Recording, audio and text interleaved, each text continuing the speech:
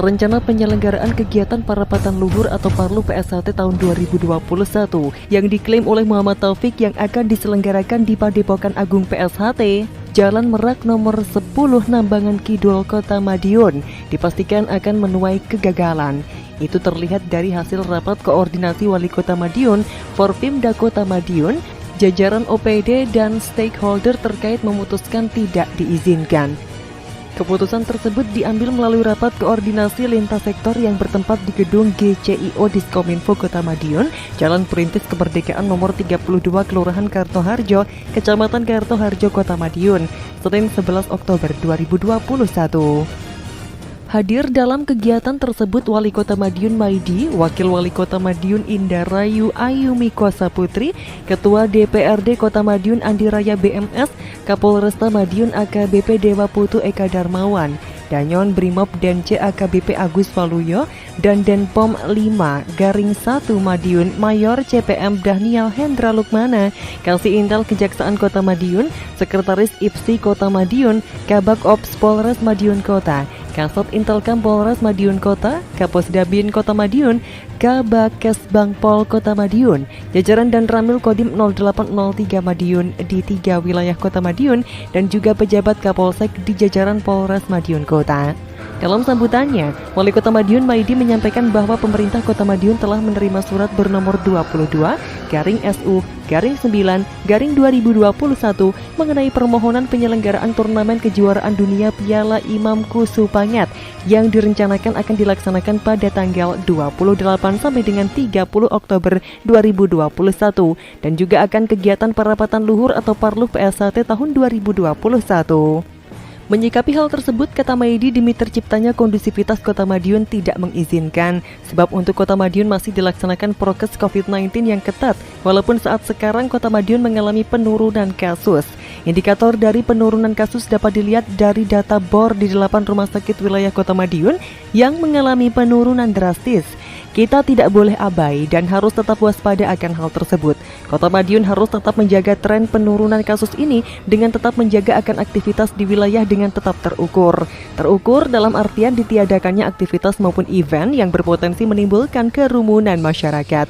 Selain itu, Maidi menambahkan berkaitan dengan adanya rencana perhelatan di wilayah Jalan Merak nomor 10 tersebut. Juga telah muncul adanya surat penolakan dari warga lingkungan Kelurahan Nambangan Kidul di sekitar Padepokan Agung PSHT yang pada intinya menolak akan adanya kegiatan Parluh P16 PSHT 2021.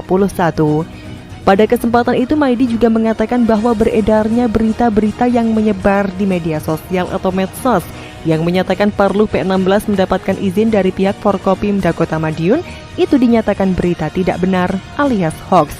Sementara itu, Kapolresta Madiun AKBP Dewa Putu Eka Darmawan juga mengatakan hal yang sama, bahwa dengan akan digelar Parapatan Luhur 2021, pihak Polresta Madiun sepakat bersama Forpimda tidak akan mengizinkan acara tersebut terlaksana di Madiun. Sebelumnya, kata Dewa, dirinya juga mengikuti rapat bersama Forkopimda Kota dan Kabupaten Madiun. Hasilnya, disepakati untuk tidak mengadakan parluh di dua wilayah tersebut, lantaran saat ini masih dalam situasi pandemi COVID-19.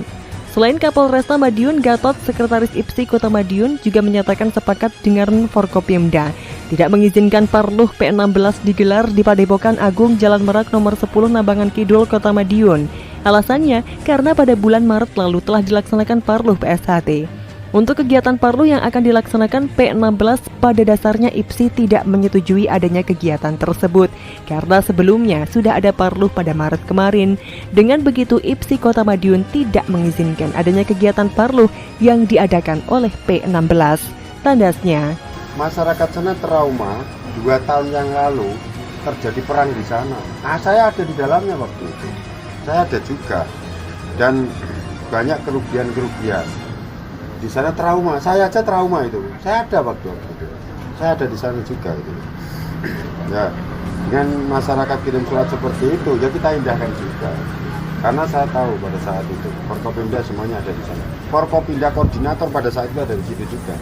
Kalau dia tabayun dua-duanya ke saya, sudah oke semuanya. Satu kepengurusan, ya malah saya ikut meramaikan, saya ikut mendukung. Coba kita tahun 2020 kita punya program pencak silat seluruh dunia. Saya biayai panggung di alun-alun udah jadi semua kan, gazebo udah jadi semua, anggaran siap. Tapi karena COVID ya sudah, jangan dulu. Di situ loh kota itu sampai perhatiannya semuanya. Jadi tidak ada istilahnya dukung-mendukung, tidak ada. Kita ya bagian daripada masyarakat itu semuanya harus sama, harus bagus untuk kota kita. Nah, kalau misalkan dipaksakan, tentunya akan membutuhkan pasukan yang banyak untuk mengamankan. Pasukan yang banyak, biaya besar lagi. Sedangkan ini situasi masih pandemi. Kita tidak mungkin hanya memikirkan satu yang bermasalah besar, tapi tidak harus kita harus memprediksi kejadian-kejadian ikutannya. Dampak-dampaknya nanti itu yang harus kita pertimbangkan. Tapi nanti sepakatnya nanti Pak Wali yang harus menyampaikan. Namun kami sudah menyarankan untuk sementara belum bisa di Kota Madiun dan kabupaten, karena sebelumnya kami sudah melaksanakan rapat dengan Forpimda Kota dan Kabupaten. Polri tidak akan pernah mengeluarkan izin rekomendasi selama dari pemerintah atau dari perintah Mabes belum ada perintah boleh melakukan perizinan kegiatan. Untuk kegiatan Parlo yang akan dilaksanakan oleh P16, pada dasarnya IPSI tidak menyetujui dengan adanya kegiatan tersebut karena sebelumnya sudah ada Parlo pada bulan Maret kemarin dan IPSI tidak pernah ada tembusan dengan adanya kegiatan tersebut.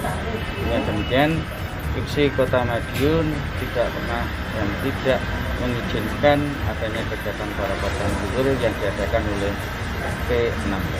Sama sekali dari pihak P16 tidak ada komunikasi dengan kami.